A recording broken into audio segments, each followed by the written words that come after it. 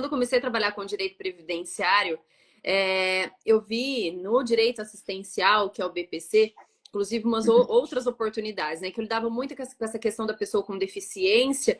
Inclusive, eu também atuo na área em busca de tratamentos, principalmente para as crianças autistas. Então, uma coisa vai Legal, linkando a outra. Eu brinco que eu sou advogada da Seguridade Social, né? Do tripé da Seguridade Social, né? Que é a legal. previdência, Aham. a assistência e saúde. A gente sabe que a população precisa realmente de toda esse amparo, né? Que vem aí por Uhum. parte do governo. Então, assim, eu sempre falo que a pessoa para trabalhar com BPC também, obviamente, tem que entender direito previdenciário, porque a gente trabalha numa questão de hipótese de exclusão, né? Se a pessoa não se encaixa em um benefício por incapacidade, por exemplo, por conta da qualidade de segurado, dentre outras questões, e também não se encaixa nos benefícios programáveis, né? Que são as aposentadorias por idade, por tempo, que tal, então, a gente analisar essa questão do BPC, né? Do benefício de prestação continuada, tanto para a pessoa idosa quanto para a pessoa com deficiência. E o importante, né? A gente separou assim, uns 3 tópicos para a gente falar aqui um pouquinho de BPC, porque eu falo assim: o meu curso tem mais de 15 horas, né? Porque não é aquela que Sim. a gente vê toda a prática, então o BPC realmente tem muito assunto, principalmente por conta da mudança da legislação, né? Eu falo que ele não Uhum. foi alterado pela reforma da Previdência, mas ele. Depois da reforma da Previdência, já surgiram muitas leis e muitas portarias, né, que são de suma importância para o entendimento, para a aplicabilidade do BPC, né? Então, assim, o que Uhum. eu queria falar para vocês a princípio é a questão dos requisitos. Então, como eu disse, eu acho que o ideal é você verificar as hipóteses dos direitos previdenciários primeiro, que são as aposentadorias e os benefícios previdenciários, e uma hipótese de exclusão, o BPC. Quais são os requisitos, né? Desde 2018, um requisito muito interessante, que inclusive eu recebi uma pergunta esses dias no direct, falando assim, olha, eu tive uma sentença de BPC que deu desde a inscrição no CadÚnico. Por quê? Né? Não deu desde a DER, porque um dos Uhum. requisitos obrigatórios para o BPC é a inscrição no CadÚnico, tá? Se ocorrer ali uma falha na questão da atualização, até passa, mas a inscrição ela é obrigatória. Então, um dos requisitos, tanto para benefício de prestação continuada do idoso quanto da pessoa com deficiência, é a inscrição do CadÚnico. Então, para ambas as situações, inscrição é obrigatória desde 2018. Nós temos umas notas técnicas do Ministério do Desenvolvimento Social, né, que em 2017 fazia um cruzamento com umas outras informações e a partir de 2018 levou o CadÚnico como a principal ferramenta de análise da renda. Então, o CadÚnico é muito importante, né? E depois a Uhum. gente tem o requisito da miserabilidade, que também é aplicável aos dois benefícios, tanto do idoso quanto da pessoa com deficiência. E esse critério também ele é muito discutido, né? Esse critério ele Uhum. Com surge muitas certeza. polêmicas, porque assim, a gente tem no âmbito administrativo essa questão de 1/4 do salário mínimo, com algumas hipóteses, que eu falo que são as hipóteses de exclusão, né? E temos na justiça uma grande possibilidade do critério de meio salário. Ah, mas Uhum. eu ouvi falar que a lei 14.176 trouxe a possibilidade de meio salário. Ela traz essa possibilidade, né? Mas não foi regulamentada. Ela veio em 2021. Eu fiquei feliz falando assim, acho que em janeiro a gente vai ter uma Agora medida vai, né? provisória, né? Ou por Sim. decreto. Eu falo que essas leis vêm para iludir a gente, não é mesmo? Uhum. Com Aí o certeza. pessoal confunde muito isso, não é? Essa questão da Sim. renda salarial, né? Uhum. Existem possibilidades para encaixar nessa questão de 1/4 quando a gente fala em análise administrativa. Então, se tem ali alguma necessidade de algum medicamento, de algum insumo, de alguma consulta que é negado pelo Estado, você comprova essa questão do gasto, e aí esse valor é abatido da renda, possibilitando, às vezes, né, diminuir a renda ali e encaixar no critério de 1/4. Eu falo até para os meus alunos, eu mostro um caso que R$ 274 foram suficientes para fazer com que uma família conseguisse receber o BPC. Esses Olha que duzentos legal. e setenta e quatro reais de um medicamento que o Estado negava, né? E foi engraçado porque precisava de muito mais. A família me procurou e trouxe aquela lista de medicamentos, fraldas, enfim, que aquela pessoa com deficiência precisava.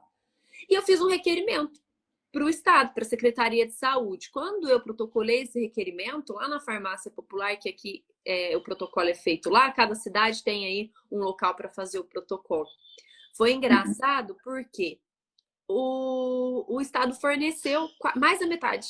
E aí eles nem sabiam.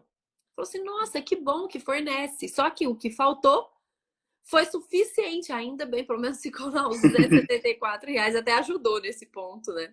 Então eu falo, esses R$ 274 que eles iriam gastar, geraram o quê? Um salário de benefício, na verdade, que eles vão receber. Então, compensou financeiramente, né? Essa negativa. Esse é um ótimo exemplo também da sua atuação conjunta e essa visão que você traz, né? De ser uma advogada de Seguridade Social, porque assim, não foi só atrás do que eles te pediram, né? Um benefício, né? O LOAS, porque às vezes hoje o cliente ele já é um pouco mais informado, né? Sobre o BPC. Muitas pessoas escutam falar sobre, acham que é aposentadoria, mas ainda vem procurar a gente porque quer esse benefício. Mas você já visualizou, né? Outras saídas, né? Uma saída no direito da saúde, que é algo fundamental. E ainda isso, né, uma conexão muito legal, porque ele trouxe, né, ajudou ali na análise do critério de renda. Muito interessante esse caso. Exatamente, essa questão prática é interessante, o pessoal abrir a mente, né? Não achar que fica preso ali, eu fui buscar o lousa. Análise da renda, não tem direito, tchau. Não é assim. Então, com a documentação médica, com aquela exigência, então, de alguns medicamentos e tudo mais, quando você faz esse requerimento a fim de obter o LOAS, a exclusão de renda, você ainda já obteve outras questões, igual você mesmo disse, essa questão da busca da saúde, que a gente também garantiu para o cliente. Aí, esses R$ 274 foram suficientes para bater da renda e encaixar num quarto que foi possível ali, então. Na verdade, não foi nenhum requerimento de BPC, tá? Era uma defesa MOB, que aí conseguimos a manutenção do benefício. Então, foi muito legal esse caso prático. Dr. Fred, um abraço lá. Meu parceirão aí do nosso curso de BPC. Sim. Em breve, nova turma. No dia 10 do 10, viu? Já aproveitando fazer meu merchan aqui. 10 do 10, nós vamos ter um workshop gratuito sobre BPC. Que legal. Bem legal. Mas, voltando a essa questão da miserabilidade, então, essas observações de exclusão de renda, elas devem ser feitas para encaixar. Mas o pessoal fala assim, não encaixou, tudo bem. Tentei, não consegui um quarto. Eu falo, faz o pedido administrativo, que é obrigatório, para depois você pensar no judicial. Então, encaixou ali na questão de meio salário, pronto.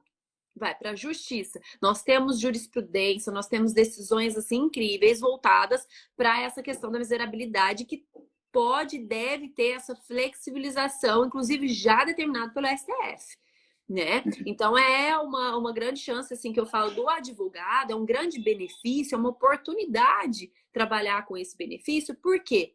Porque muitas vezes fala assim, mas para fazer pedido para o INSS não precisa de advogado, né? O pessoal fala muito isso. Mas olha só essa questão do BPC. Se encaixa na questão do meio salário, você vai precisar do processo judicial.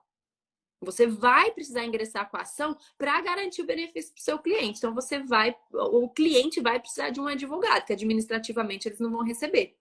Aqui eu posso dizer, né? Eu trabalho aqui com o TRF3. Eu posso dizer que essa questão do meio salário é causa-ganho. Cada um tem que analisar como que é essa questão da sua região. E isso que é interessante, porque é um processo que você vai pegar, vai saber que vai poder ajudar aquela família. Claro, você vai ter que falar para eles ter um pouquinho de paciência, que vai envolver um processo social, mas que essa questão do ganho, ela é quase que certa. Eu falo quase que certa porque se for um benefício de prestação continuada da pessoa com deficiência, envolver a questão da deficiência, tem a perícia também, né? Então, esses dois requisitos a gente tem em ambos os casos, tanto da pessoa idosa quanto da pessoa com deficiência. Já tô pegando o termo novo, né? Porque a gente fala do idoso, mas agora vai ser alterado, né? O estatuto do idoso parece que vai se tornar estatuto da pessoa idosa, né? Que é a forma correta de se falar, principalmente quando a gente trata de pessoa com deficiência, né? Bom, aí nós entramos no requisito próprio de cada um, que é a questão da idade. Tranquilo também a questão do idoso, que precisa ter 65 anos, mesmo se homem ou se mulher. Eu recebi algumas perguntas também da questão dos 60 anos, esquece, não tem nenhum tipo de flexibilização, confundem com a questão do estatuto, né? Mas o próprio estatuto traz a questão do benefício existencial para 65 anos, né? Então, essa questão tranquila. A reforma da Previdência, ela queria trazer uma alteração, né? Dos 60 aos 70 de forma gradual, só que não conseguiu passar. Então, permanecemos Pelo menos aí. essa ficou de fora, né? Oi? Pelo menos essa ficou de fora, né? De tanta coisa que a É, reforma trouxe, pelo menos essa ficou para trás, né? ficou para trás, ainda bem, e depois veio uma novidade que foi boa, que eu falo assim, a reforma da Previdência trouxe uma situação que não passou, e depois trouxe uma questão de exclusão, que daqui a pouco eu vou falar. E aí veio essa questão do... Bom, a do idoso, tranquilo, vai comprovar com a documentação, que já tem 65 anos. Pronto, do idoso que você tem que se preocupar é com essa questão da renda, né? E da pessoa com deficiência, você tem que se preocupar em comprovar a questão da deficiência, né? E como que a gente comprova a deficiência? A gente comprova primeiro com a documentação médica, né? Com o histórico dessa questão de alguma patologia que essa pessoa tenha e, né, encaixando essa deficiência no critério de impedimento de longo prazo. Esse impedimento, que eu falo que é o impedimento biopsicossocial, que é interessante, nós temos diferenças nas avaliações do INSS e avaliações da Justiça. Então, essa questão do biopsicossocial, que muita gente fala no INSS, é uma avaliação conjunta da situação física, mental, com a situação social. Então, a deficiência não é aquela questão, a pessoa não pode trabalhar. Não, está incapaz para o trabalho, é o que a gente vê nos laudos, né? Está incapaz para o trabalho. Não, a pessoa com deficiência, ela pode ter a deficiência e pode trabalhar, tanto é que a gente tem vaga PCD. Então, a gente não fala em critérios de incapacidade para o trabalho. Aqui a gente fala em impedimento de longo prazo, que abrange as questões físicas também, questões mentais, mas também abrange as barreiras sociais. Então, isso é muito importante, porque difere bastante dos benefícios por incapacidade, né? Sim. Esse longo prazo de 2 anos, o que o pessoal tem que saber é que já foi, inclusive, tema da TNU, que ficou estabelecido que esses 2 anos é desde o conhecimento ali, do diagnóstico, enfim, do conhecimento da deficiência, até uma previsão de cessação. Que às vezes leva o processo para a justiça da pessoa com deficiência, né? E aí a gente tem um laudo lá que fala assim, 6 meses de incapacidade temporária. Porque vai usar o termo incapacidade, não é mesmo? Você já pegou algum caso assim? Ah, pega lá, não Sim, sei aí. isso é um problema antigo, né, Andressa? Assim, eu acho que, até pela experiência, assim, a atuação do Loas, acho que ela foi precursora, de certa forma, de trazer, né, o conceito da pessoa com deficiência, o conceito da perícia biopsicossocial, só que ainda assim remanesce, né, nos peritos médicos a tendência a fazer análises sobre a perspectiva de incapacidade, porque a legislação ela começou a ter uma alteração específica na lei do Loas, né, quando trouxe essa ideia do impedimento de longo prazo por 2 anos. Então, ali foi a primeira vez né, que a gente viu esse conceito entrar na prática. Depois veio a biopsicossocial também para a possibilidade da pessoa com deficiência. Então, mas ainda assim, os peritos médicos persistem em ir por esse caminho, que, de certa forma, é o que gera demanda para a gente também, né? Para a gente lutar e defender nossos clientes, para levar essa perspectiva dos impedimentos a longo prazo. E no LOA, acho que fica é o primeiro lugar que a gente vê isso de uma forma que fica mais evidente, depois a gente consegue levar essa análise também para fazer aposentadorias programáveis, né, para a pessoa com deficiência. Isso, exatamente. Essa questão das perícias, né? Eu falo assim, tem muita confusão. A gente fez uma live, inclusive, com o juiz federal esses dias, e ele estava falando, ele até Legal. concordou comigo, falou, realmente, no INSS, a gente tem a perícia médica e social de uma forma conjunta, que inclusive é regulamentada pela portaria 2 e pela portaria 14. Eu falo que tem os qualificadores que eles utilizam para classificar, que hoje quando você pega um laudo de BPC, vem lá moderado, grave, leve, nenhuma, completa, tem essas 3 possibilidades, né, de qualificadores, e avalia então de forma realmente conjunta. E a questão, por exemplo, da renda, ela é avaliada única e exclusivamente pela questão do CAD único e de cruzamento de informações, CNIS, etc. Então, viu que lá no CAD único, né, que a informação que está lá a questão da renda se encaixa, ou que não tem realmente nenhum vínculo, cruzou ali com o CNIS, está tudo ok, vai partir para essa análise biopsicossocial da pessoa com deficiência, e aí vai ser o critério de passar ou não passar nessa perícia. Quando a gente lança isso para a justiça, tem-se muito da avaliação social na justiça, analisar o critério de renda e a perícia única exclusivamente médica, analisar o critério de deficiência. E aí falta treinamento e conhecimento, infelizmente, dos peritos. Isso é uma crítica que a gente faz e que um dia pode chegar a eles, até o juiz federal, o doutor Frederico Martins, né, com quem a gente fez a live esses dias, comentou, falou assim, olha, a OAB, né, vocês têm que se movimentar no sentido de fazer com que isso chegue até a justiça, aos peritos, para que realmente mude essa questão que a gente vê muito dos peritos confundir essa questão de incapacidade com deficiência, porque senão gera realmente muito prejuízo. Mas eu até falei para ele, eu falei assim, mas o juiz não está descrito ao laudo também, lá do perito, né? Então pode gerar ali uma discussão Tem a oportunidade de observarem, não é? Com certeza. E você trouxe a oportunidade de trazer ao vivo, assim, o que a gente adora colocar na petição quando a gente impugna o laudo, né? Exatamente. Que acho que é o nosso principal argumento, e assim, é o que a gente tem de fundamento para levar essa discussão à frente judicialmente, né? A partir daí.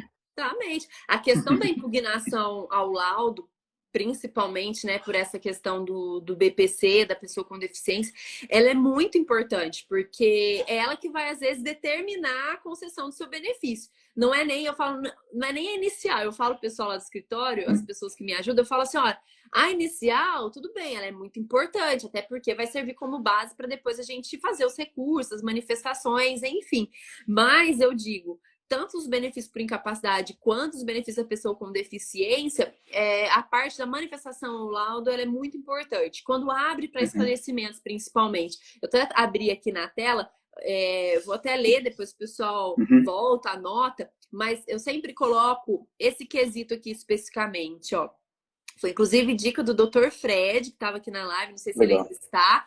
E a gente tem vários quesitos, né? A gente gosta, inclusive, de passar para os alunos essa questão dos modelos das impugnações. Eu falo que não é modelo, na verdade é uma inspiração, porque não se tem modelo. Você tem que sempre fazer suas peças, tanto iniciais quanto manifestações ao laudo, de acordo com o caso concreto, né? Não vem querendo copiar, colar, que aí não vai dar certo. Mas esse quesito aqui é importante. Ó, na aferição, primeiro a gente, né, faz a questão bem pessoal, de acordo com a deficiência que a pessoa tem, e depois a gente faz assim, ó.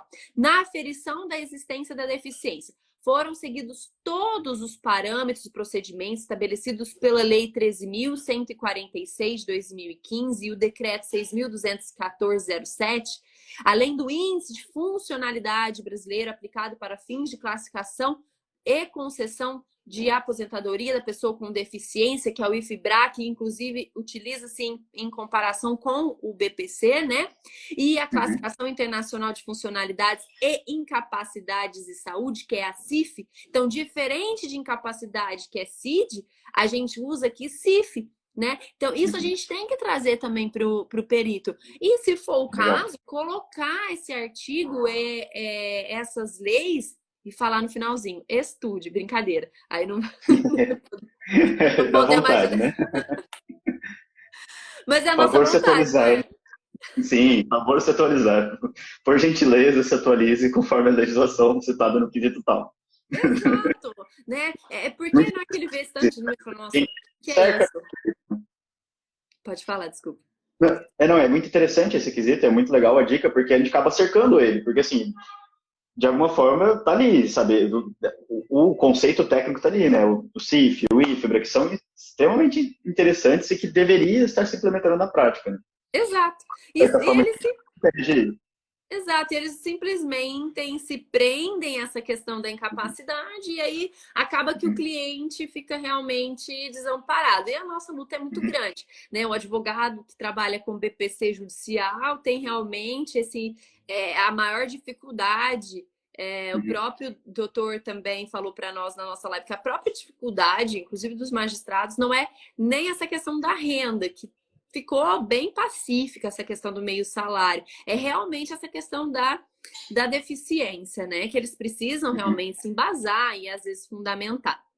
E fico feliz, o pessoal tá falando boa dica, ó. Essa dica realmente é interessante e vocês têm que pegar mesmo para bater em cima, porque é uma luta, né? De todo mundo, né? Com certeza. E E essa questão, então, do critério, né? Que é que eu já então falei para vocês. Então, nós temos esses requisitos, né? E para complementar até essa questão dos requisitos, que é a questão da renda, a gente entra na questão do cadastro único, né? Você quer fazer alguma observação antes? Porque eu falo demais. Eu saio falando assim, não tá? Não, tá, não, até, vamos seguir, segue que eu fiquei curioso, né? Você falou que tem 3 pontos principais, a gente está falando do critério de renda agora, né? Até para quem chegou depois aí. Então, não, tô achando ótimo, pode seguir, André. Então, tá bom. É que a gente separou falar dos requisitos, dessa Legal. questão.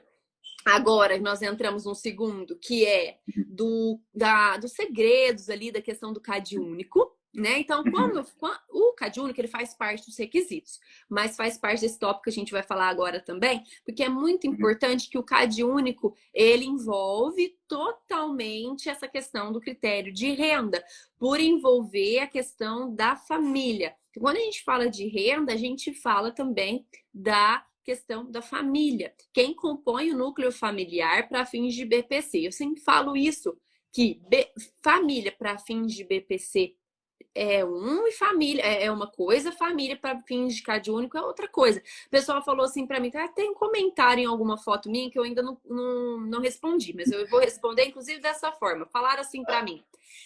Mas, Andressa, eles criam dificuldade no CAD único, exigem que a gente cadastre todos os membros que moram na residência, mas é essa a funcionalidade do CAD único. Tá certo, errado não tá. Eles vão querer realmente, e estão certos de quererem o quê? Cadastrarem todos aqueles que residem no núcleo familiar. Diferente do BPC, que para o BPC, família, né, tem outro significado, e aí você vai ter que tomar cuidado quando for fazer o requerimento. O próprio INSS fornece umas fichas de requerimento da composição familiar. Lá mesmo, vocês vão ver que tem as partes para selecionar, né, os tópicos para serem selecionados quando você preenche o CPF da pessoa. Lá não tem tio, lá não tem filho casado, lá não tem neto, não tem. É porque não fazem parte do núcleo familiar. Quem faz parte? Então, aí tem que tomar cuidado. Nós temos a portaria 3 também, que traz quem não faz parte. Então, é importante saber todas essas questões. Mas quem faz parte, né?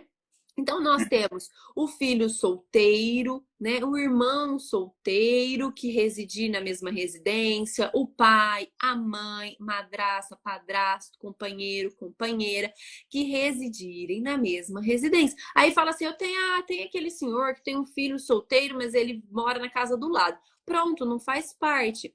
É claro que a gente, como advogado na prática, sempre orienta, e se for possível, a colocar no CAD único, né? Somente ali quem realmente faz parte. A gente tenta selecionar, fala no CAD único, fala assim, que vai ser mais fácil, ainda mais para idoso, porque idoso a gente tem a concessão automatizada, não passa por perícia, né?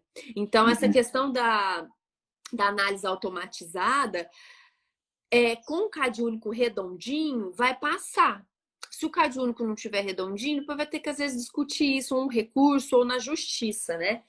Mas, assim, o CAD único não está errado, o CRAS não está errado de exigir que todos da casa, né, sejam cadastrados, porque para fins de outros benefícios assistenciais, os eventuais, por exemplo, Auxílio Brasil, né, ou então nós tivemos aí o auxílio emergencial, né, isso tudo é contado, né, que é a questão da renda em si, mas para o BPC não. Então, tomar esse cuidado. Quando for cadastrar no CAD único, se puder evitar o processo judicial, você, como advogado, vai ter que ter essa visão prática. Deixa eu ver esse caso aqui. Esse caso aqui eu vou ganhar no administrativo. Então, vamos lá, vou atualizar o CAD único assim, assim, assim. Eu já vou tirar esse filho casado, esse filho divorciado que mora, esse filho divorciado não faz parte da família, mas tá lá morando junto, mas pra quê, né? Já deveria ter o seu cantinho, às vezes, ali separado do pai e da mãe idoso. Deixa só os dois idosos. Faz o cadastro, depois vai conseguir. É mais fácil. Por quê? Porque a família, para se discutir no âmbito judicial, já gera um certo problema. A gente sabe que, inclusive, eu falo que eu aprendi muito com a live com o Dr. Frederico Martins, Porque é bom a gente ter a visão de um magistrado, né? Assim, e ele abre realmente a nossa visão. E ele abriu e falou assim: olha, a gente queria ele aqui, né, para julgar os nossos processos, porque ele falou assim: olha, a questão da família tem que ser restritiva, restringir aquilo que a legislação estabelece. E na justiça a gente vê muitos magistrados ampliando essa situação, né? Então, às vezes, um filho casado e o pai mora na casa do fundo e sozinho. O idoso mora na casa do fundo sozinho, o filho é casado, tem filhos e tal, e a renda do filho atrapalharia para receber o BPC do idoso. Cadastrou lá, por algum motivo negou, levou isso para o judiciário. E o juiz vai acrescentar, vai falar, não, esse filho faz parte do grupo familiar, ele tem obrigação de custear. Não é assim, a lei mesmo fala, filho solteiro que reside, então, na mesma residência. Nós temos duas situações. Primeiro, que não é a mesma residência, se tem água e luz separado, não é a mesma residência. Segundo, que ele é casado, né? Então, a gente enfrenta também muito esse problema dessa questão de família, né? Não sei, você fala do estado de São Paulo? Eu não sei, eu tô bem perdida. Eu sou do Paraná. Então TRF4, né? TRF4, também bem conhecido mais como mãe, assim, né, dos Nossa. TRFs, assim, né, tem um entendimento muito bom. Antes de eu trabalhar aqui no CJ, eu atuei como estagiário, né, do juiz, do Márcio Augusto Nascimento, ele é professor também, e lá em Londrina. E ele também, tipo assim, toda a explicação, essa visão que você está dando, né, essa interpretação, sempre foi a linha de interpretação dele, foi assim que eu me formei, né, fui né, estagiário lá no gabinete, né? Então, sempre, para mim, Loa sempre foi essa visão, né? Sempre separando os núcleos familiares dessa forma, exatamente como você acabou de descrever. E vi que era uma tendência maior entre os juízes, mas também tinha um exemplo prático, assim, quando ele saía de férias e entrava um juiz substituto e tinha minutar a sentença, tinha que mudar o entendimento, porque tinha juiz que entendia diferente. E que, tecnicamente, eu acho uma interpretação bem errada, porque é uma interpretação que, querendo ou não, como a lei é bem explícita, e para isso a gente está, quando o juiz ele faz isso, ele está fazendo uma interpretação, querendo ou não, por analogia, extensiva para restringir direito. E a princípio, né, se a gente for lá nas leis básicas lá de introdução do. Nossa, até fugiu o nome da lei agora, faz tempo que eu não. Lei da introdução das normas. A antiga LINDB, né, que era que falava sobre como interpretar, tipo assim, você não pode fazer uma interpretação analógica ou extensiva para restringir direitos. Então, eu lembro que essa era a premissa dele, ele sempre aplicou isso, e é o que eu sempre usava nos recursos também, quando eu tinha que, né, depois quando eu passei a advogar para tentar reverter, né, a situação de separação dos núcleos familiares. E essa é uma diferença prática que, como você falou, que faz muita diferença para quem quando já está atuando, assim, saber fazer essa separação. Eu achei muito legal essa dica que você trouxe, né, de estudar a família antes, né, fazer todo o estudo para levar o que vai ser cadastrado ali no CadÚnico, e depois entender, né, a diferença dessa composição familiar para fins de BPC. Isso daí é fundamental mesmo. E é uma espécie de preparação que o advogado tem que fazer, né? Quando o cliente traz para a gente, né, toda a situação do núcleo familiar, e reforça a importância de a gente fazer uma entrevista, uma boa entrevista com o cliente, mesmo no caso de BPC, assim, sabe? Não dá para só tem que perguntar, investigar mais, porque às vezes o cliente não dá informação meio trocada, ou, sabe, fala de um familiar, assim, de uma forma, não, mas tem um filho lá, mas sabe, fala de uma forma mais, me fugiu a palavra agora, mas assim, não dá tanta importância para a presença de um familiar na casa, e pra gente, a gente sabe que tipo, é importante, ainda que for para retirar, assim, mas é importante a gente saber antes já que aquela pessoa está ali. Isso, ou retirar, ou em certos casos, se a pessoa for desempregada, no caso, para incluir, né? Na questão Exato, perfeito. da renda, né? Então, eu sempre falo assim, tem que tomar muito cuidado. A questão da família é de suma importância, né? E muitos têm dificuldade de falar como que eu vou excluir isso depois no meu pedido, com requerimento e com requerimento próprio do INSS. A gente tem preguiça de preencher aquele requerimento que o próprio INSS fornece, né? Isso é para facilitar a vida do servidor, né? Então, e o servidor prefere ler esse, né? Exatamente. Quando a gente faz aquele requerimento próprio, vai facilitar e vai evitar que haja essa confusão dessa questão do critério de família, né? E, bom, além dessa questão que eu tinha separado então para falar para vocês, o segredo dessa questão do CadÚnico também, muitos falam assim, eu fui no CadÚnico, tá dentro do prazo, né? Que tem que atualizar a cada 2 anos, né? Então todo mundo sabe disso, tem um requerimento que é feita a cada 2 anos para atualização do CAD único. Só que muitos não sabem que pode ser atualizado na realidade a qualquer momento. Então, alguém da família começou a trabalhar, ou alguém perdeu o emprego, ou alguém saiu, não mora mais. Eu vivo atualizando para os clientes, né, pedindo para atualizar, né? Que às vezes vai lá e fala assim: o senhor mora ainda com esse filho? Não, não moro. Ó, abri aqui, que agora ficou tranquilo a gente entrar lá no CAD único.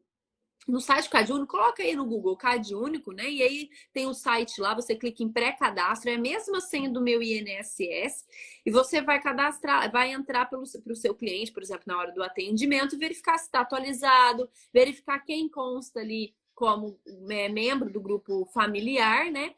Para já fazer as devidas orientações. Um dia eu entrei, vi que realmente um filho não estava, falei, ó, vai lá e faz a atualização. Se for só atualização sem nenhuma alteração, então vamos supor, você viu que está lá vencido e não mudou, núcleo familiar está ok, renda está ok, você consegue atualizar pelo site. Isso é bem legal. Você clica lá em atualizar, você consegue. Agora, se tiver que fazer alguma alteração, tem que ir presencialmente, alguns fazem por telefone, etc.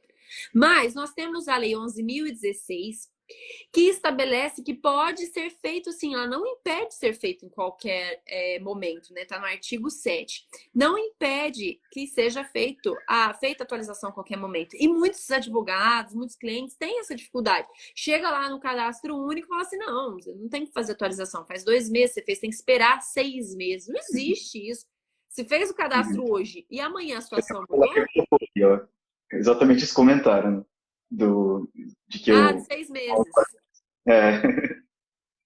Aqui, realmente, que fez esse comentário, porque muita gente chega para mim com esse argumento, fala, olha, o meu CAD único lá falou para mim que tem que esperar 6 meses, e como que eu chego? Então chega e, na verdade, se for possível, né, vá com o seu cliente, eu não sei a forma como você trabalha, mas alguma diligência, cobrar por essa diligência, pedir para algum estagiário, alguém acompanhar e argumentar nesse sentido, né? Que a gente tem lei que, na verdade, não proíbe, né? Que, na verdade, fala que qualquer tipo de alteração, seja no núcleo familiar ou na renda, deve ser comunicado ao CAD único. Pronto, é isso que você está fazendo, você vai fazer essa comunicação, né? Legal.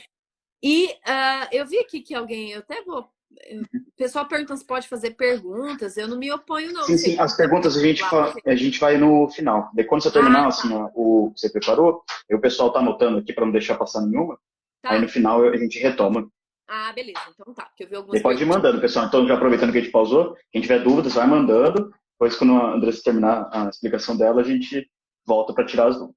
Isso, é muito assunto, mas agora o terceiro tópico que eu separei para vocês é a questão dessa importância da atualização, né? A atualização, como eu disse lá no início da live, né? Quem está assistindo gravado depois, quem, na verdade, entrou agora, vai ter que assistir gravado e voltar lá no início, porque a gente falou dessa questão das alterações da legislação de BPC, que vem sofrendo alterações desde 2020, na verdade, bem antes de 2020, mas 2020 que eu falo, que foram as principais e umas alterações interessantíssimas para nós. São alterações benéficas que vieram, então, com a Lei 13.982, né?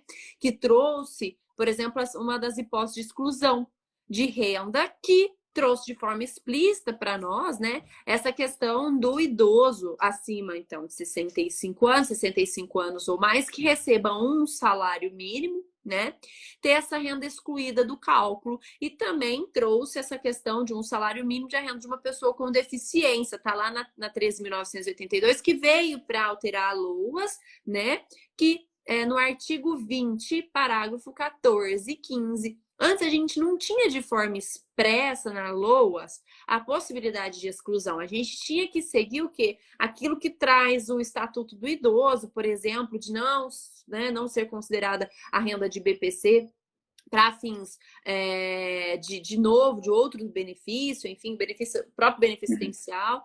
Então, a gente tinha que socorrer a outras situações, né, ao judiciário e tal. Mas agora facilitou, no dia 2 de abril, né, veio então a 13.982, que possibilitou de forma pacífica. Eu falo que foi quando deu até um boom no meu escritório de aumento de causas de BPC administrativa, né, concessões administrativas. Então, de vários idosos, né? E vieram aquelas concessões automatizadas. Eu tenho idoso de 1 minuto. Você protocola, de repente já vem deferido. Aí você protocola, passa algumas horinhas, 2 horinhas, Eu protocolei um dia esses dias, às 17 horas de um sábado. Às 18h30, deferido. Eu falei, nossa, de uma idosa. Caramba. Mas em compensação, eu tive um indeferido também. Fui verificar. Tinha uma renda informal. Na verdade, não foi uma renda informal. Tava lá. Renda de R$ 700. Informação, CAD único. Eu falei, gente, mas que renda é essa? Entrei em contato. Você informou alguma renda? Não, não informei. Entrei lá, não tinha renda. Ela falou assim, mas eu falei que o meu cunhado me ajudava com R$ 700 para pagar meu aluguel. Eu falei, ai, meu Deus, não fale em valores. Quando tiver ajuda, não mencione valores em pecúnia. Não fale que fulano te ajuda com alguma quantia em dinheiro. Fala, me ajuda. Cada hora um me ajuda. Não tem um valor fixo. Na verdade, ó, coloca aí 0. Minha renda é 0 e ponto. Né? Cuidado com rendas informais cadastradas no CAD único. Por quê?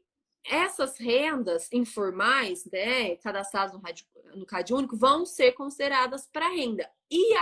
Mas eu recebi uma pergunta também. Eu fico pensando nas perguntas quando eu recebo. Falou assim para mim, Andressa, mas o CAD único não quer excluir a renda de aposentadoria, ele quer fazer constar. Mas tem que constar, de novo. O que vai constar no CAD único não é aquilo que vai ser analisado pelo BPC. Né? O CAD único, ele leva em consideração, pessoal, a renda da família e tudo mais para outros benefícios também. Então, não confundam, né, o BPC com o CAD único. O pessoal às vezes confunde um pouquinho, né? Para análise do Auxílio Brasil, que eu vi que teve alguma pergunta relacionada aí, depois também vou responder, do Auxílio Brasil e tudo, são outros critérios, são diferentes os critérios para o BPC, né? Então, temos que ter essa visão geral dessa questão dos benefícios assistenciais. A atualização que eu trouxe para vocês, essa questão dessa mudança importante que nós tivemos para, de forma pacífica, no âmbito administrativo, a gente ter a concessão e a exclusão dessas rendas de um salário mínimo do idoso acima de 65 anos, seja homem ou mulher, e da pessoa com deficiência. E a pessoa com deficiência abrange também os benefícios da pessoa com deficiência, como aposentadoria por tempo da pessoa com deficiência, aposentadoria também por idade da pessoa com deficiência, da Lei Complementar 142. E outras atualizações que nós tivemos, que foi com a Lei 14.176, que trouxe a questão do auxílio inclusão, também é muito importante vocês saberem dessa questão da suspensão. E trouxe essa tal possibilidade do meio salário, que dependeria do grau de deficiência, da dependência de terceiros, dessas exclusões de renda, mas que nós não temos ainda regulamentação, né?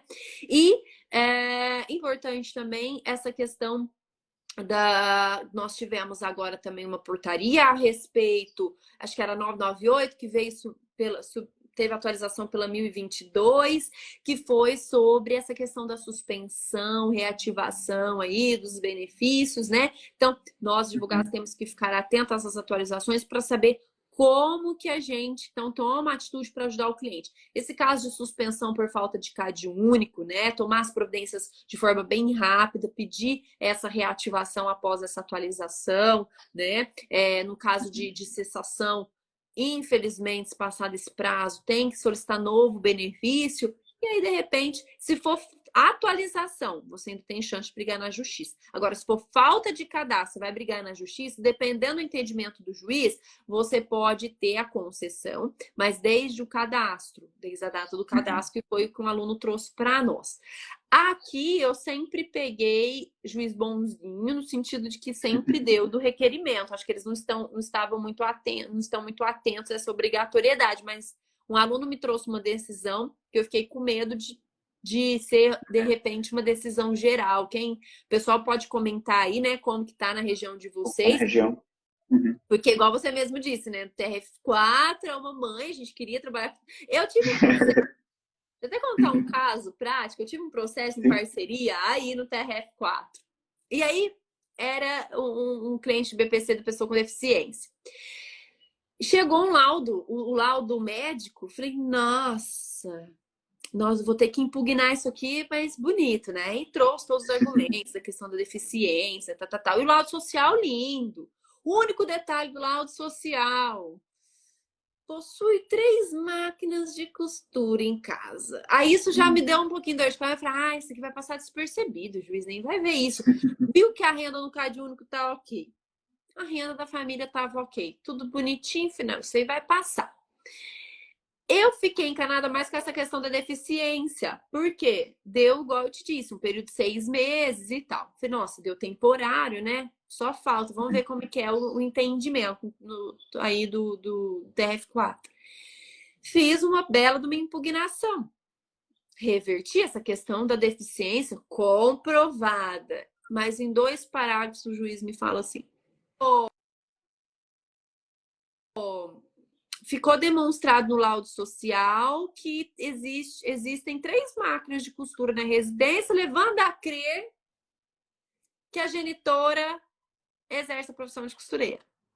Então, pela renda, agora eu recorri, eu acho que eu vou ter reforma, porque levando a crer, tirou algo da cabeça dele, enfim, não comprovou, não provou, o CAD único tá certo, o laudo social gerou lá aquela questão de renda per capita zero, tá tudo bonitinho, né? Não fiquei tanto com medo, assim, eu acho que no recurso agora nós vamos reverter.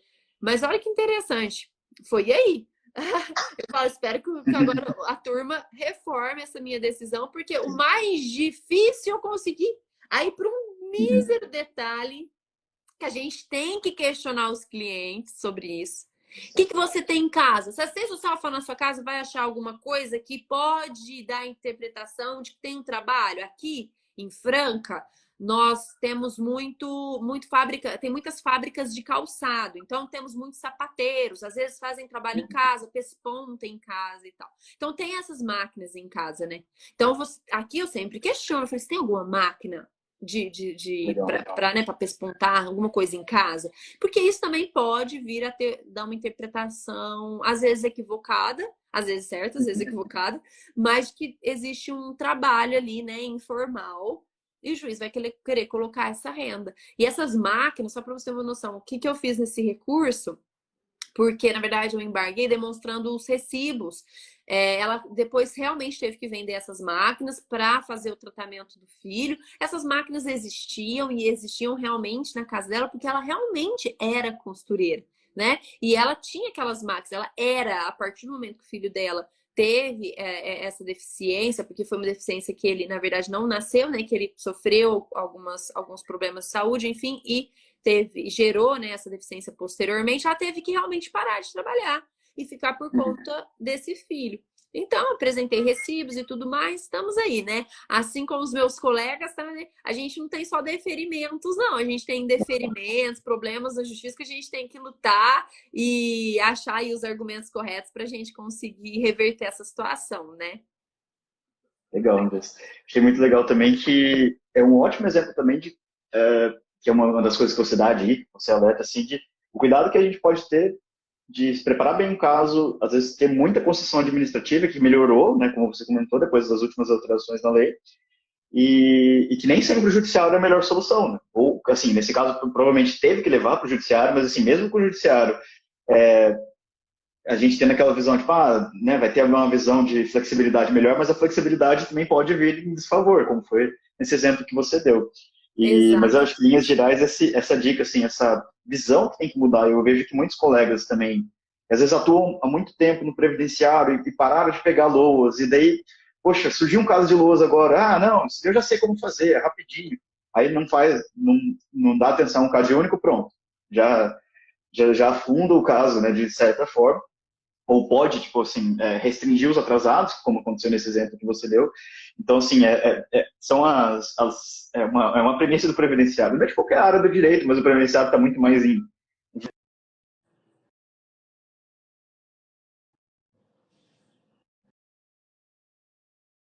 Pronto, voltou.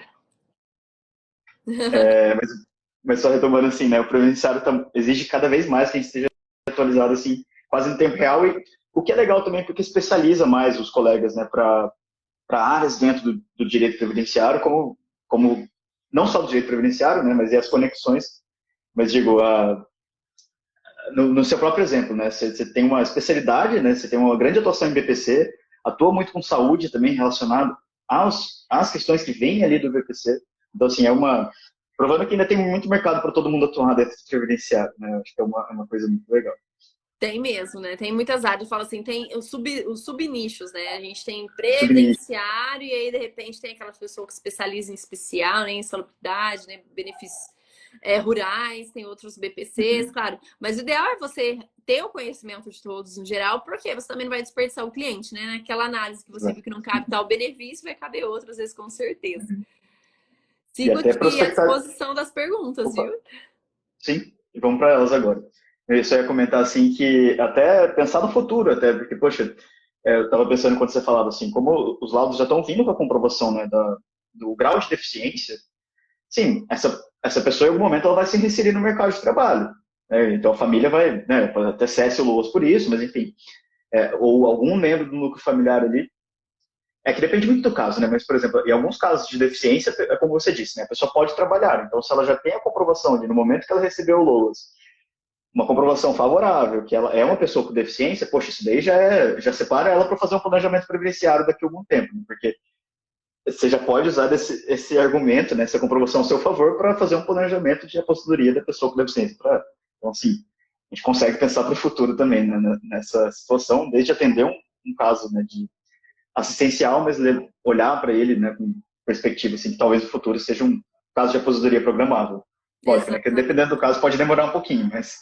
Mas Bom, aí você já utiliza o laudo, já, ou então exato. concedeu o BPC e aí você viu que lá atrás tinha algumas contribuições, né? E a pessoa quer fazer a troca para outro benefício também da possibilidade de contribuição como facultativo, né? Então, tudo isso a gente tem que ter essa visão realmente, saber assim, aplicar no caso concreto, né? Analisar todas as hipóteses de benefícios, tanto os previdenciários quanto o benefício assistencial do BPC da LOAS. Legal. Pessoal, vamos para as perguntas então. Quem quiser continua mandando, a gente vai começar pelas que ficaram lá para trás, tá? E a gente vai seguindo aqui e respondendo, né, todas que derem nos últimos 10 minutos aqui que a gente tem de lá. Isso. Ó, a primeira aqui é da advogada popular. Ela perguntou assim, se ultrapassar o meio salário mínimo, se ultrapassar em R$ 50 o meio salário mínimo, o judicial está aceitando sem uso de medicamento? É, eu tive um caso, inclusive eu postei nos stories, eu pus até com aquela música do We are the champions. Eu pus aquela música, eu cantando aqui na live, né? Mas eu pus essa música porque passou R$ 60, R$ 63. Olha E que o legal. INSS apresentou proposta de acordo, era um caso de autista. Não, eu não tinha colocado a comprovação de gasto, porque essa família não tinha comprovação de gasto, porque não tinha nem como gastar, né? É uma família Uhum, realmente que tá numa situação apertada, apesar dessa renda ter ultrapassado um pouquinho. E o uhum, INSS apresentou essa proposta. Mas assim, existe sim a possibilidade. Quando passa um pouquinho, eu acho que você ainda pode insistir no judiciário. Eu normalmente sempre limito ali a um meio salário, ou quando passa no máximo até R$ 100 para conseguir, diante dessa flexibilização que tem. Nós temos a súmula 11 da TNU que nos traz essa possibilidade de flexibilizar. Então aí você vai ter que fazer uma inicial, já sabendo da dificuldade de muitas vezes você levar esse processo para os outros pela turma recursal, né? Ou até mesmo na uhum. TNU, para tentar conseguir. Porque eu falo assim, ó, meio salário a gente ainda consegue de uma forma mais tranquila. Passou um pouquinho, aí vai depender muito do laudo social e dessas análises aí desses gastos, tá? Porque o Uhum. gasto com medicamentos e insumos negados pelo Estado, ele é mais voltado para o âmbito administrativo. Na justiça, se você verificar que na justiça, no laudo social, a assistente social coloca lá, aluguel, alimentação, tá. Isso aí, por exemplo, o INSS não leva em consideração.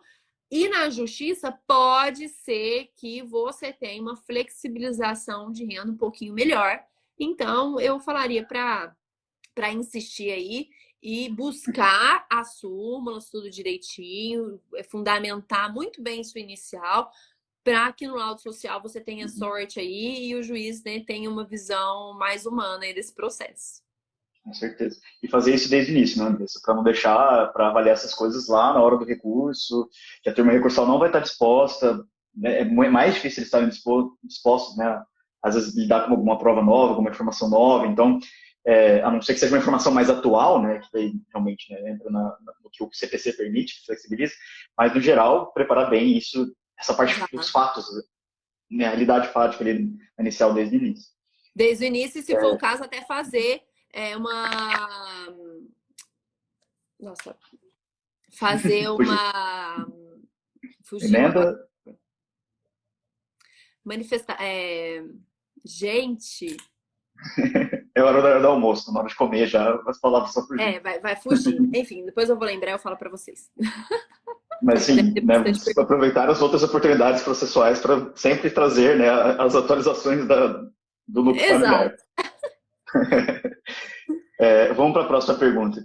A Vamos. Thaís Mello, advogada, perguntou, acho que na hora que você estava falando da tabela do IFGRA, né, toda a classificação da CIF e tudo mais, acho que nessa parte ela perguntou assim, como interpretar a tabela? Porque eu já olhei a tabela e não entendi nada muito significativo. Tive uma cliente com fatores ambientais grave, participação moderada e funções do corpo leve. E BPC foi indeferido. Certo. Aí, olha só como que interpreta, né? Vamos lá. Primeiro ponto. Você tem que verificar e ler, né, de forma integral a portaria 2, que foi alterada pela portaria 14. Lá você vai conseguir entender direitinho como que é essa interpretação. Mas o que eu digo para você? Não pense, não queira levar esse tipo de interpretação do INSS para a justiça. A justiça não vai levar em consideração o grau ali que foi estabelecido para analisar no seu BPC. O que você precisa focar é o seguinte: bom, você já teve um positivo aí para grave, moderada, então você vai ter que pegar aquilo que gerou a constatação da qualificação leve. Então, é funções do corpo? Então, peraí, vamos ver se isso realmente é um impeditivo para o recebimento do benefício, leva para o judiciário. Na análise médica, né, você vai ter uma análise diferente daquilo que o INSS avalia, né? Então, não vai só ver a função do corpo, vai analisar essas outras situações de atividade, participação também, né? É claro, como eu disse, não tem a perícia biopsicossocial na justiça, mas a interpretação é totalmente distinta do INSS. Então, eu sempre falo assim, ó, quando eu tenho um BPC negado da pessoa com deficiência, eu vou para o judiciário, não penso duas vezes e insisto numa perícia médica com as comprovações devidas da documentação médica para passar nessa perícia. Eu não faço recurso administrativo quando o indeferimento no caso do critério da deficiência, porque eu acho que realmente é perda de tempo que o INSS vai manter, tá? Então, como Legal. interpretar é isso. Na verdade, se você quiser interpretar muito bem para fazer um recurso, veja a questão da portaria 2, a portaria 14, as perguntas que são feitas. A portaria ela tem todas as perguntinhas que o perito, né, vai ter que responder, colocar lá a questão de acordo com os domínios, né, colocar ali os qualificadores, somar tudo para chegar naquela conclusão. Verifica que ponto que foi questionado a ele, que ele ficou colocando leve lá. É esse ponto que você vai ter que focar quando for para a justiça. Às vezes pegar um documento médico melhor, que justifique melhor essa questão da função do corpo, desse impedimento, de alguma sequela que essa pessoa teve, gerou esse impedimento, tá? Então, basicamente é isso. Show de bola. Muito boa dica. Bem na prática mesmo. Vamos para a próxima aqui, da Ela Meire. Acho que é isso. Doutores, meu filho. Como é? Até a sigla. Eu não lembro agora qual que é. Calma aí. Acho que é autismo. É o transtorno do espectro. Isso, eu estava tentando lembrar. Então, não, o filho tem BPC, ele é moderado e deficiência intelectual leve. Espera aí, que acabou ficando. Acho que eu. Desculpa. Isso que eu vou pular, porque acho que é muito caso específico de cliente, assim. Uhum. Entre em contato com a própria doutora Andressa, talvez ela possa te ajudar, né, Isso. como um Você caso. pode depois deixar direct, né? Focar aqui nos assuntos que foram abordados na live, né? Sim, porque eu acho que é muito caso, uma resposta para o caso real dela, então acho que Sim. acho que ela vale até buscar o contato da especialista que está aqui dividindo, né, a experiência com a gente. Vamos para as dúvidas, né, de conceito, né, da prática para os advogados. A Thaís Mello perguntou de novo aqui, se possível, falem sobre o BPC para adolescente, em relação à questão de não ter como avaliar pela capacidade laborativa, já que adolescente de 13 anos ainda não trabalha. Isso, exatamente. A avaliação, tanto para adolescente quanto criança, eu lido muito com crianças, né, com TEA, transtorno do espectro autista, e com esse diagnóstico, a avaliação, ela é voltada, inclusive, para uma situação específica em comparação com outras crianças da mesma faixa etária. Isso nós temos, inclusive, basicamente nessas duas portarias que eu falei para vocês, tanto na portaria, na verdade, 2, que veio com a atualização da 14, que traz, inclusive, requerimentos próprios e perguntas próprias para os peritos quando voltados para menores de idade. Então, para menores de 16 anos, nós temos questionamentos próprios a serem feitos. Isso no âmbito judicial, ou melhor, no administrativo. No âmbito judicial, é o mesmo argumento que você vai utilizar. Quando da perícia, não se deve, coloca já grande inicial, que não se requer o quê? Que a perícia seja feita apenas com análise de incapacidade para o trabalho, tendo em vista se tratar de menor de idade.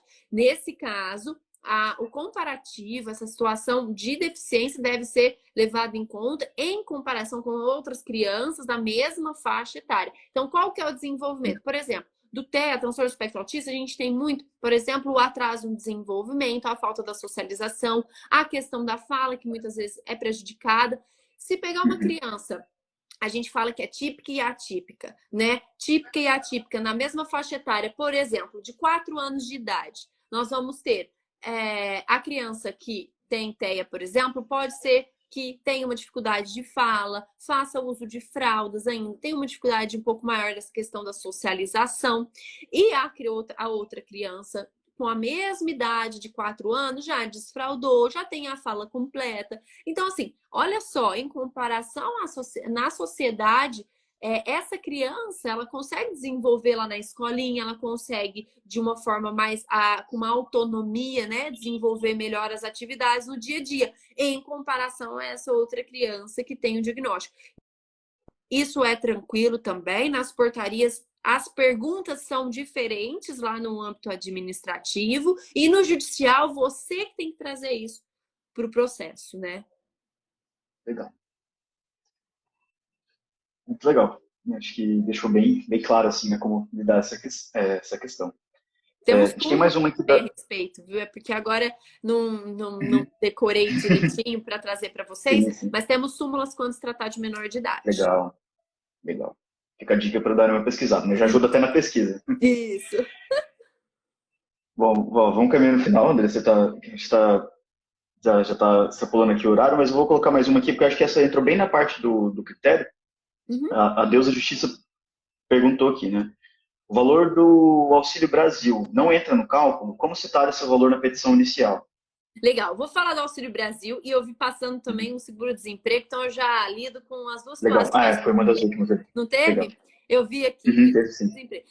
Porque a gente está falando do mesmo decreto. É o decreto 6.214 de 2007, que traz essas possibilidades aí, essas situações do quê? Do que é renda para BPC, né? Então, o que entra nesse critério de renda para fins de BPC? Então, nós temos o artigo 4º, que aí nós temos lá, todo no artigo 4º, você vai pesquisar lá, mas lá dentro nós vamos ter um inciso que fala a respeito do que é renda. Então, eu vou falar primeiro do seguro-desemprego, que sim, é somado à renda, considera-se renda para fins de BPC. Muitos casos tem que se esperar a cessação daquele seguro-desemprego para depois fazer a solicitação do BPC, para não atrapalhar esse critério de renda, tá? Então, seguro-desemprego soma.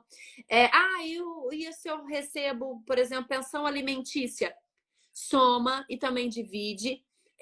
Mas a criança recebe a pensão alimentícia e ela quer o BPC. É considerado uma renda própria que vai atrapalhar o BPC? Não, não vai atrapalhar ela receber o BPC. Mas, por exemplo, esses R$ 400 que ela recebe de pensão alimentícia vai ser dividido ali na família para ver se encaixa no critério de renda. Então, o seguro-desemprego que eu vi passando aí, então, na perguntinha, sim, ele entra para o critério, tá? Então, tem que tomar cuidado para não atrapalhar. E o Auxílio Brasil? O Auxílio Brasil é o novo Bolsa Família, que antes a gente tinha o Bolsa Família, que virou Auxílio Brasil, mas é a mesma coisa, é o mesmo benefício assistencial, tá?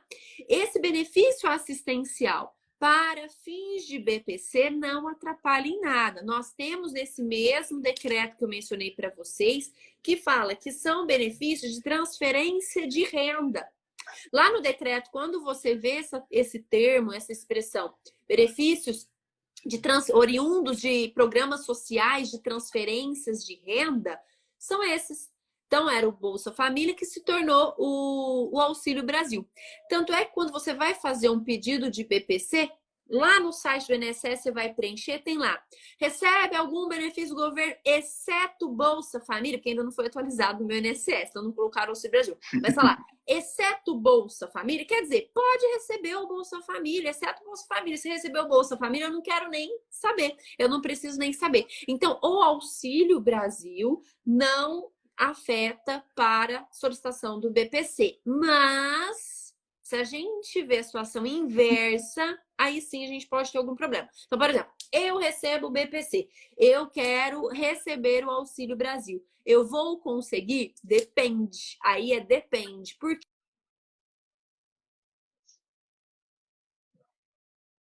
Dessa questão da renda familiar. Aí sim, o BPC entra como uma renda lá no Cade Único, que para análise do Auxílio Brasil vai ser realmente dividido ali na família para ver se vai ter direito ou não. Então eu sempre falo assim, ó, quem recebe BPC pode receber o Auxílio Brasil? Depende, mas quem recebe o Auxílio Brasil pode sim receber o BPC. Então tem que analisar esses critérios de cada benefício, tá? Perfeito, Deus. Eu acho que para não estender, tem mais algumas aqui, mas acho que para não estender demais, a gente cobriu o combinado aqui acho que algumas, deixa eu só ver aqui se tem alguma aqui rapidinho. Pode selecionar mais uma, vamos para a última aí. Mais uma para fechar, aí depois, então? pessoal, Tá. se você permitir, pode deixar aqui nos comentários, a live vai ficar salva, Legal. Né? Vai ficar salva, depois a gente Pode publicar deixar. no YouTube também. Ah, legal. Pode deixar salvo aqui, que aí eu tendo uma possibilidade, um tempinho, eu volto nos comentários e ajudo vocês. Legal. E só relembrando o pessoal também, se quiser relembrar o pessoal de fazer o convite aí para o seu curso, acho que vai ter um evento hoje também, não é, Vi, também? Se quiser aproveitar a oportunidade. Oi? Acho que tem um evento hoje também, não é? Isso, tem outra live. A gente tem lives semanais, né? Falar pro pessoal o seguinte, no meu perfil, quem ainda não me segue, depois que acabar aqui a live, clica lá no meu nome, aqui no cálculo jurídico que o pessoal me marcou na postagem. Então, comecem a me seguir toda terça-feira. Às vezes a gente passa para quarta, dependendo se a gente tem um convidado para organizar a questão do horário, mas semanalmente a gente tem lives sobre benefício de prestação continuada. A gente sempre foca em um tema para conseguir tirar as dúvidas de todos a respeito daquele tema. Hoje nós vamos ter um encontro às 20 horas, eu, doutor Fred, com a doutora Patrícia. Então vai ser bem legal. E a gente já teve outras lives, e lembrando que as nossas lives, aulas, né, ficam salvas por apenas 24 horas. Então, isso é para incentivar mesmo vocês estarem ao vivo conosco, para que a gente possa tirar as dúvidas de vocês. E além disso, no dia 10 de outubro, 10/10, em breve aí, né, passa rapidinho, daqui a pouco chega, a gente vai ter um workshop. Em breve a gente também vai abrir a inscrição para esse workshop. É um workshop gratuito de benefício de prestação continuada, né? Porque em breve, claro, a gente vai ter a nossa sexta turma já do curso de BPC. Nosso curso tem mais de 15 horas aulas. É um curso assim, muito voltado à prática, né? Nossos alunos sempre falam isso. Falam, nossa, é interessante que é voltado à prática mesmo do BPC. A gente fornece a questão dos modelos, a gente tem mentoria via WhatsApp para a turma. Então, assim, é um curso bem completo, a gente atualiza. O pessoal tem acesso por um ano, a gente sempre atualiza. Então, em breve, nós vamos ter essa sexta turma. Se você tem um interesse em fazer um curso de BPC, espera até o dia 10/10. Nós vamos ter uma oportunidade única aí para vocês. Muito obrigado, Cálculo Jurídico, né, por ter me dado essa oportunidade também de estar aqui e poder falar para vocês. E a gente vai partir para a última sorteada e depois a gente deixa aqui nos comentários, né? A gente que agradece, Andressa, pela participação. Obrigadão por dividir toda a experiência. E vamos então para a última pergunta para a gente fechar aqui. Teve uma aqui que eu vou deixar separado, porque eu acho que uma envolve defesa mob, daí eu acho que vai abrir muito o assunto, né? Porque tem que explicar bastante detalhe. Pode marcar mas recomendar aqui para colega. Defesa mob, hein? Isso que eu ia falar, dá para fazer uma só de defesa mob, depois a gente vai agenda. Se tiver disponibilidade, a gente agenda uma dessa mais para frente. Sim. E aí eu vou deixar uma aqui. Na verdade, ó, tem uma que é bem rapidinha, que é, ó, o próprio requerente do benefício pode ter renda de até um quarto do salário mínimo? Não, não pode. Aí é o problema que nós estamos tendo com Uhum, os indeferimentos por vínculo em aberto, né? O pessoal fala assim: ah, mas não tem vínculo uhum, na carteira, mas possivelmente declarou alguma renda lá no CAD único. Então, evite qualquer tipo de questão de mencionar qualquer tipo de renda própria. Então, não pode ter essa renda própria, porque pode sim afetar. Ah, muitos profissionais falam, eu já vi muitos profissionais falando: ah, o critério de renda é ter um quarto salário mínimo per capita, né, por pessoa ali na renda familiar. Mas aquela pessoa que vai requerer o BPC, se ela tiver um registro que seja por hora e que receba esse valor, não vai conseguir o BPC na prática. Se tiver alguma renda declarada informal, que seja 200, 300 reais, lá no CAD único, não vai conseguir também. E aí que vem esses deferimentos que eles não sabem como nomear, porque não tem lá no sistema, e eles colocam como vínculo em aberto. Que na realidade não é que tem vínculo com alguém, não é que às vezes tem um uhum. CNPJ que também pode vir nessa situação. Não, é porque declarou uma renda lá no CAD único, uma renda bruta, uma renda informal, de um valor que seja R$ 100. E isso veio atrapalhar essa questão da concessão do BPC. Então, tome cuidado com isso também. Legal. Acho que é isso. É, teve uma das. Podemos só mais uma, só para Podemos, vamos fechar? lá. É que teve uma. A Starlet, ela estava ao vivo aqui, daí ela estava perguntando, ela mandou que está na caixinha. Então, acho que é essa para fechar mesmo. Ó. Como ocorre, acho que é até mais simples, como ocorre o agendamento da perícia para o BPC deficiente? Ah, legal, é pelo próprio meu INSS, né? Então a gente, advogado, a gente Uhum. utiliza muito o SAG, né? A entidade, que é aquele meu INSS digital, né? Que a gente entra com o nosso token e tal, e faz lá os nossos pedidos. Só que em relação ao BPC da pessoa com deficiência, eu mesmo só utilizo o meu INSS do cliente. No máximo, eu faço lá pelo SAG Entidade quando a pessoa não tem senha, não sabe pegar a senha. Aí eu faço por lá, faço um guichê virtual, que aqui nós temos o guichê virtual, faço a Uhum. senha da pessoa, depois eu tenho que entrar lá no meu INSS. Então, no meu INSS, a partir do momento que faz o requerimento, a próxima etapa, avançar, você já vai ter lá a possibilidade de fazer o agendamento da perícia social e da perícia médica já no ato do requerimento, né? Isso aí também é uma novidade de alguns anos para cá, que antes a gente tinha que esperar, foi novidade com a pandemia também, porque antes a gente tinha que esperar o próprio INSS fazer o agendamento, Uhum. né? E de um tempo para cá agora, nós mesmos que fazemos esse agendamento pelo meu INSS do cliente. Lembrando que se você, advogado, for fazer o requerimento pelo INSS do cliente, faça, mas vai na aba procurador, se cadastre, junte a procuração, seu documento, sua OAB, para que você consiga ter todo o andamento lá pelo meu INSS digital também. Porque aí vai chegar e-mails e tudo mais, seu e-mail cadastrado, você vai conseguir acompanhar melhor esse requerimento, né? Então, uma dica prática aqui de requerimento. Perfeito. Lembrar os colegas também que no CJ a gente tem, né, um e-mail único criado para o cliente, né? Cada cliente que você cria, você tem um e-mail único que pode ajudar nesse acompanhamento. É uma funcionalidade bem bacana que tem dentro do CJ. Ah, legal. Aproveitando aqui, né, sobre o tema, bem relacionado ao tema. Andressa, muito obrigado pela participação mais uma vez. Obrigado mesmo por dividir. Muito rica a live, gostei bastante, muito valioso, conhecimento compartilhado. Espero que a gente possa estar junto aí em próximas oportunidades. E até uma próxima. Obrigadão pela disponibilidade e bom almoço para todo mundo, pessoal. Obrigada, eu que agradeço, viu? Tchau, tchau, até a próxima.